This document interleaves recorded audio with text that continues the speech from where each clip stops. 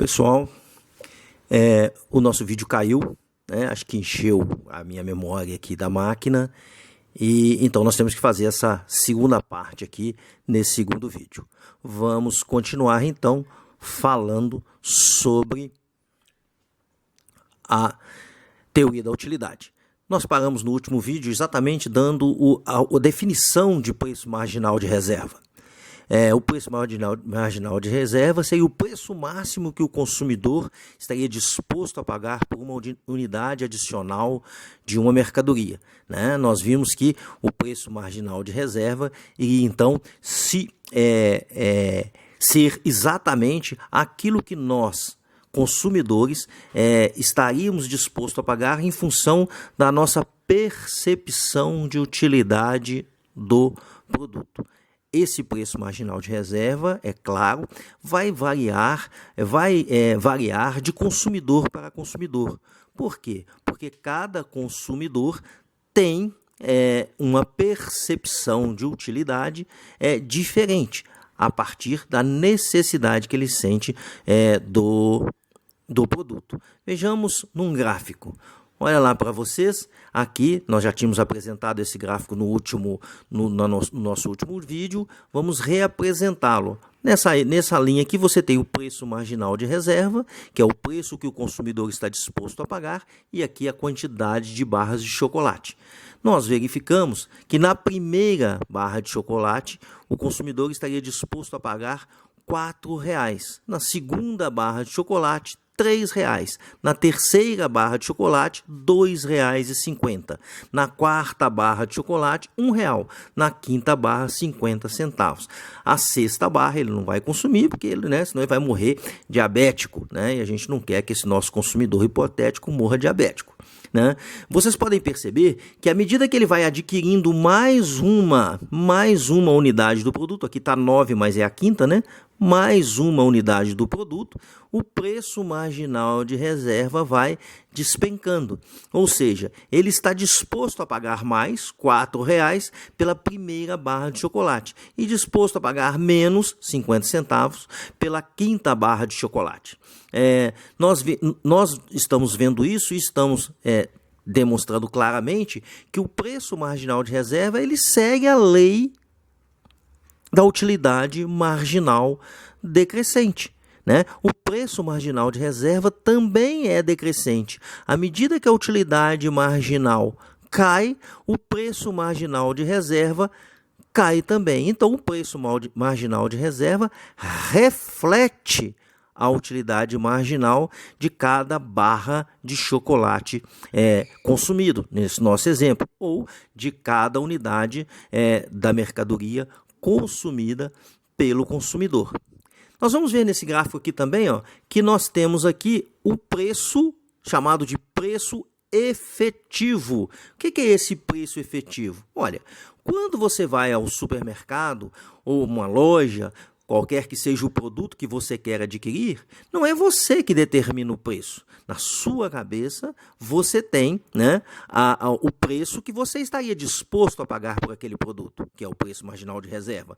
Mas o preço da prateleira, o preço da gôndola do supermercado, é o preço determinado pelas forças de mercado. Então, nesse nosso exemplo, o preço efetivo da barra de chocolate é R$ 1,50. O que seria esse preço efetivo? Simplesmente o preço que o mercado, né, o preço de mercado, aquele pelo qual a barra de chocolate é vendida. Ou seja, o preço efetivo é o preço da prateleira. O produto tem o seu preço anunciado. Isso é o que nós estamos chamando de preço efetivo. E esse preço efetivo pode ser diferente do preço marginal de reserva. Nesse nosso exemplo, o preço efetivo é R$ 1,50 e o preço marginal de reserva começa com R$ 4,00 na primeira barra de chocolate. Vocês estão observando aqui no gráfico também, um outro conceito, excedente do consumidor. Vamos falar um pouco sobre esse excedente do consumidor. Para a gente entender isso, né, vamos a um exemplo bem simples. Quem de vocês nunca ficou com aquela sensação, nossa, comprei barato esse produto, adquiri bem esse produto, nossa, eu paguei 15 mil reais nesse carro, mas ele vale 12. Nossa, então acho que eu me compliquei, né? Perdi, né? Paguei caro por esse produto. Essa sensação de hora que a gente tem, né, ao consumir os produtos, nossa, paguei barato sobre esse produto, ou nossa, paguei muito caro nesse produto, essa sensação é exatamente provocada, né, pela diferença entre o preço marginal de reserva e o preço efetivo do produto no mercado. Essa diferença é exatamente o que nós chamamos de excedente do consumidor. Então, o que seria o excedente do consumidor? Está aqui na frente um conceito para a gente... eu não coloquei, mas vamos tratar dele aqui apenas no vídeo, né? O excedente do consumidor é exatamente a percepção que a gente tem de ganho, se o excedente for positivo, ou de perda, se o excedente for negativo. O excedente do consumidor é nada mais, nada menos, então, do que a diferença entre o preço marginal de reserva e o preço efetivo. Quando essa diferença é positiva, ou seja, quando o preço marginal de reserva é maior, R$ 4,00, do que o preço efetivo, R$ 1,50, nós temos um excedente positivo, nós temos uma sensação de que ganhamos com a compra. Quando o excedente do consumidor é menor, né, do que quando o preço marginal de reserva é menor do que o preço efetivo, nós temos um excedente negativo, então nós temos aquela sensação de que perdemos com a compra. Vamos seguir em diante. A questão central da teoria da utilidade, qualquer teoria do consumidor, é qual a quantidade de mercadoria que o consumidor vai levar para casa. Então, no nosso exemplo aqui, quantas barras de chocolate o consumidor levará para casa? Assim, né, levando em consideração o preço efetivo e o preço marginal de reserva, o consumidor comprará todas as barras de chocolate que tiverem seu preço marginal de reserva superior ou igual ao preço efetivo. Pelo nosso gráfico, queridos alunos e alunas, nós podemos ver que esse consumidor consumirá até a terceira barra de chocolate. Olha lá, vamos observar. Olha, o consumidor vai levar para casa uma barra de chocolate enquanto o preço marginal de reserva for superior ao preço efetivo. Então, o preço marginal de reserva da primeira barra de chocolate, R$ 4,00. O preço efetivo, R$ 1,50. Então, essa barra de chocolate o consumidor compra. O preço efetivo da barra de chocolate, R$ 1,50. O preço marginal de reserva da segunda barra de chocolate, R$ 2,00. Então, essa segunda barra o consumidor leva para casa. O preço marginal de reserva da terceira barra, R$ 2,50. O preço efetivo, R$ 1,50. Então, essa barra de chocolate tem preço marginal de reserva superior ao preço efetivo, então o consumidor leva também a terceira barra de chocolate. Agora, se nós observarmos a quarta barra de chocolate, tem preço marginal de reserva de R$ 1,00, enquanto o preço efetivo é R$ 1,50. Opa! Essa quarta barra de chocolate não será consumida pelo nosso consumidor hipotético aqui de barras de chocolate. Nem a quarta e nem a quinta barra. Por quê? Porque o preço marginal de reserva da quarta e da quinta barra de chocolate é inferior ao preço efetivo de mercado. É assim que o consumidor define quantas mercadorias, quantas unidades de uma determinada mercadoria ele vai levar para casa, segundo a teoria da utilidade. Bom, quando o preço marginal de reserva é exatamente igual ao preço de mercado, então o consumidor não terá incentivo nem de aumentar o consumo e nem de reduzir ou diminuir o seu consumo. Nós não encontramos essa possibilidade, veja bem aqui, ó, nós não encontramos essa possibilidade de preço efetivo igual ao preço marginal de reserva nesse gráfico de barras. Nós não encontramos esse momento de igualdade entre o preço marginal de reserva e o preço efetivo no gráfico de barras. Por isso, né, nós vamos olhar um outro gráfico que nos possibilitará, então, enxergar esse momento que nós vamos chamar mais adiante de equilíbrio do consumidor. Vejamos nesse gráfico aqui, que é um gráfico de pontos, né? Nós temos, em vez de barras, nós temos a curva, né, de consumo de barras de chocolates do nosso consumidor, tá certo? Aqui nós temos nesse eixo aqui preço, faltou a palavrinha preço aqui, né? Preço das barras de chocolate ou preço marginal de reserva aqui. E aqui nós temos nessa linha aqui, ó, é o preço efetivo. Esse aqui é a linha do preço efetivo, né?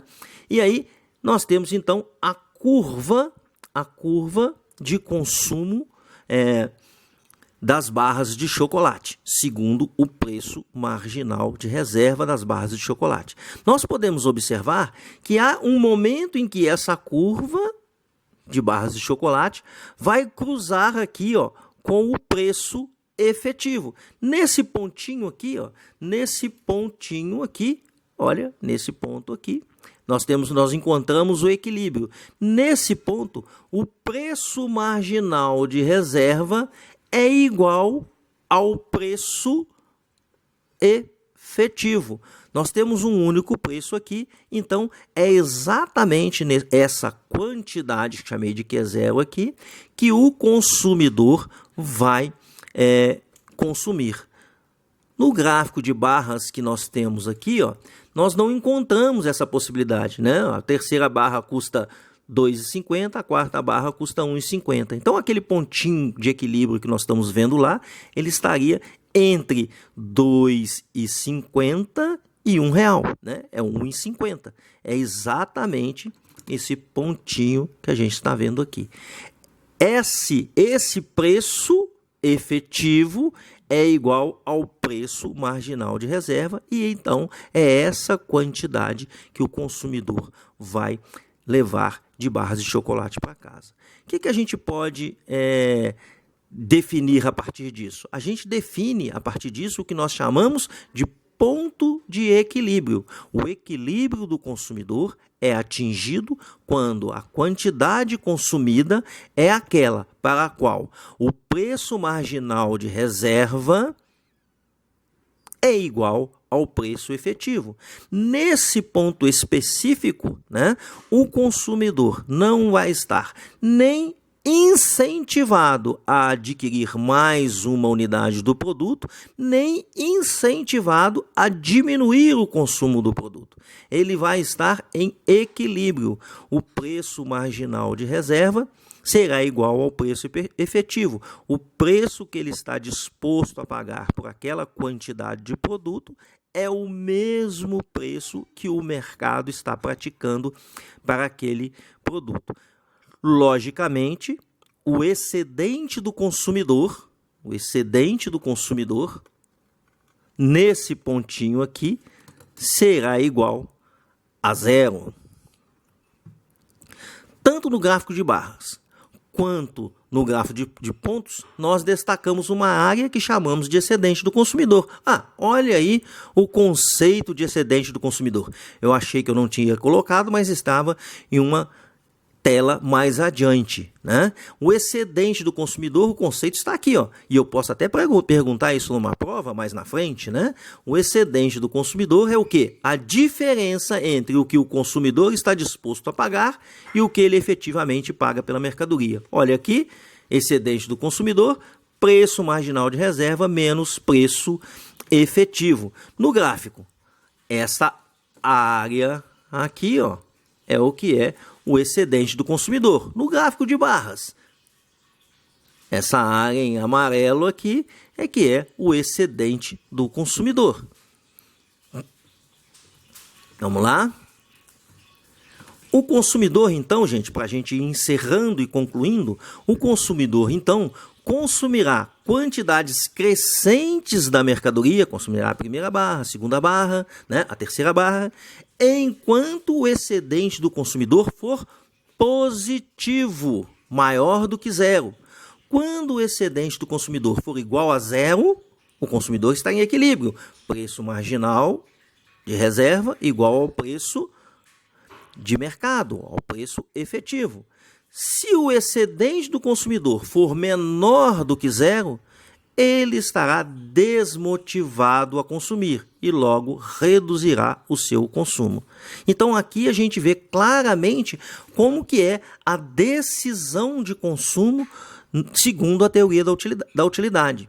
O consumidor irá adquirir uma unidade do produto somente se o preço marginal de reserva for maior que o preço efetivo, ou seja, se o excedente do consumidor for positivo. Ele vai adquirir quantidades crescentes desse produto até atingir o ponto máximo, que é quando o excedente do consumidor é igual a zero. Né? Assim, ele vai estar em equilíbrio. Se o excedente for menor do que zero, ele diminui o consumo. Então, nós vamos adquirindo quantidades de uma determinada mercadoria, enquanto a gente acredita que o excedente do consumidor está positivo. Né? Quando nós atingimos o máximo que a gente pode consumir, é quando a gente atinge o ponto de equilíbrio, quando aquele excedente do consumidor se iguala a zero. Pessoal, dúvidas, lamúrias, lamentações, churumelas? Quem tiver alguma dúvida, alguma lamúria, alguma lamentação, estou à disposição pelo meu e-mail. Como atividade para essa aula, né, para esses 2 vídeos que nós gravamos, façam uma leitura atenta, está escrito um errinho de português aqui, né? Atenta do tópico em nosso guia de estudo, na nossa apostila, e faça um resumo de, no máximo, pessoal, no máximo, 2 laudas, 2 páginas, sobre a teoria da utilidade e poste esse resumo no portal do aluno, ok? Vocês vão fazer isso para mim, não precisa ser para sexta-feira próxima ou para quinta-feira próxima da semana que vem. Vocês vão, depois da prova, a hora que passar a prova, vocês têm aí uma semana para vocês fazerem essa atividade. Então, vocês vão postar isso só na quinta ou na sexta, quinta para o pessoal do diurno, sexta para o pessoal do noturno, depois da prova, ok? Essa matéria, teoria da utilidade, não vai cair nessa nossa primeira prova agora, tá certo? Ela já é matéria para a próxima prova. Por isso que eu estou deixando essa